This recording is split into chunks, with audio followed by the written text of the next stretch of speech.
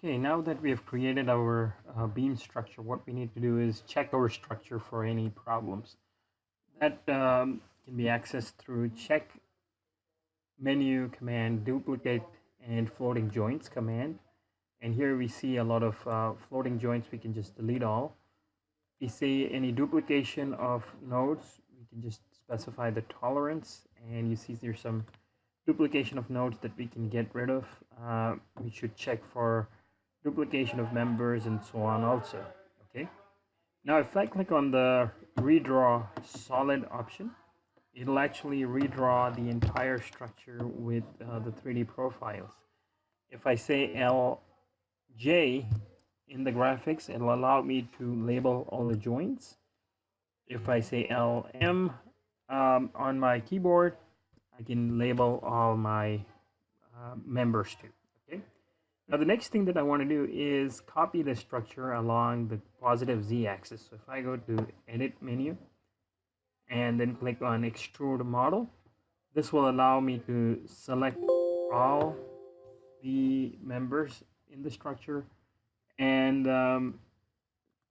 copy them along the positive z direction, and we can specify the spacing. Okay, so I'm just going to say one spacing, add a distance of 0.18 meters along the positive z direction. I'm just going to also connect those members that I copy with infill members, which is going to be 4 by 13s. And then I'm just going to say generate extrusion, and it'll just generate a preview of what it's going to do. Now you have the option of finalizing the copy command. You can just say store, and that's it. Now it's all final. Okay. Now next thing I'm going to do is copy those same beams, different beams now. So I'm just going to say hit, and then say select members to extrude, and this time we're going to copy these beams that you see. Now what I could do is copy it along the positive z direction with a spacing of 0.8 meters. Again, the same inputs. Okay, if I say generate extrusion, click on OK, it'll show me a preview. If I say store, it'll finalize the input. Okay. Now, rather than picking each member, what I could also do is I can select by a line. Okay, so there's a line option available. So here, if I say select members, I can actually draw a line of members and then choose to copy those along the global z direction now with a spacing of 0.19 meters.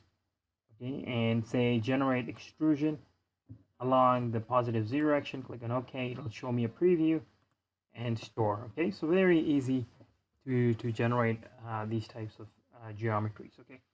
Now next thing I'm going to do is delete some beams. I don't need all of them, so I'm just going to go to edit menu and click on member data and click on delete members. Now again, deletion, you can do it by clicking on each member that you want to delete. You can click in the graphics like this. Okay, so you can pick individual members if you wish to delete it that way, or again, you can draw a line to delete all members. Now I want to delete, let's say, a line of members. I can click on delete members. You can specify where those line of members start, where it ends. Okay, and with one shot you can actually get those members deleted. And I want to repeat that deletion on the other part also, and you can delete it this way. Okay. Now again, we can go in and check for duplication of nodes. We do have some floating joints as we were deleting things. Okay, if we see any duplication of joints, we should be checking that with the search radius. There's no duplication of nodes, but if we go duplication of members, it'll actually check if there's any duplicate members in the graphics for us. Okay. Okay, so we have created our structure. Now what we want to do is create some T-posts. Okay, so I'm just going to go to the ordinary graphics mode or wireframe mode, and I'm just going to go to edit menu. Now if you wanted to see all the nodes also, okay, you can go to label joints and you can turn things on and off. Okay, so for example, I wanted to see the nodes, you can go redraw. Here you see the nodes shown in pink color. Okay, now I want to draw some T-posts, so I can go to edit menu, member data, or I can go to edit extrude model and hit select the members that I want to copy.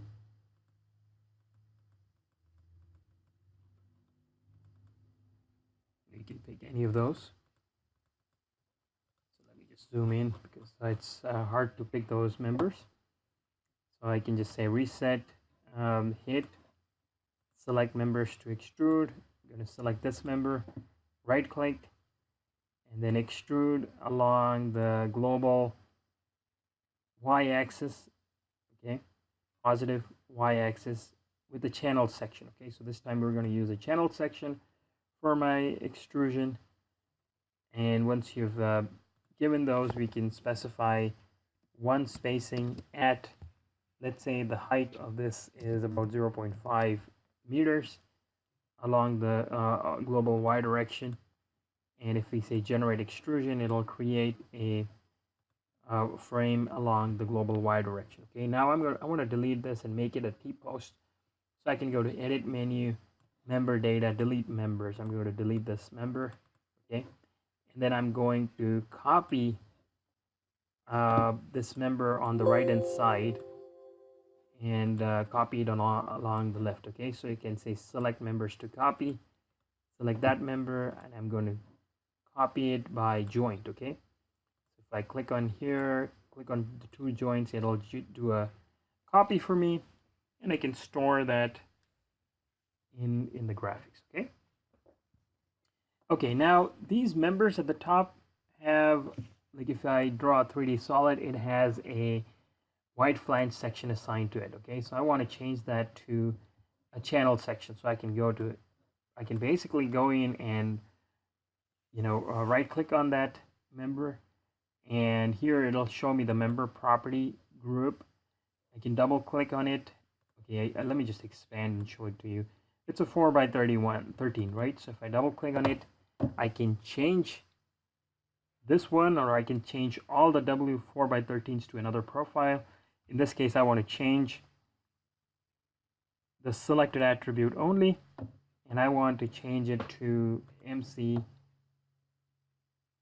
75 by 10. Okay, and if I say OK, it'll change that profile for me. Okay, so now I can repeat the same process on the other beam. Okay, and I can quickly do this change, and once I do that in the graphics, and if I redraw, you see now that profile has changed to a channel section. Okay, so this is how you can make changes to your model.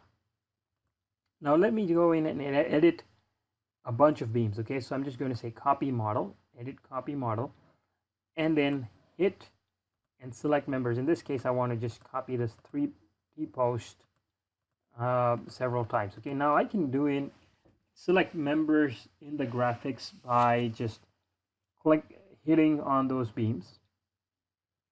Okay, and then I can just say I want to copy it by a coordinate. Okay, so I can copy this T-post from this coordinate to this coordinate, click on OK, and it'll copy that for me. Okay, or what I can do is I can do a fencing. I can just say select members, and I can copy all of these three. Okay, so in this case, the fencing option is set to include completely and partially enclosed items. Okay, so that's why I was able to select all three of them. It makes it a bit easier. I can right click and just say no, and then copy from this joint to this joint, click on OK, and I can store that. Okay, now I can basically repeat the same process, okay, on multiple members. If I wish, I can just say fencing, select members to copy again.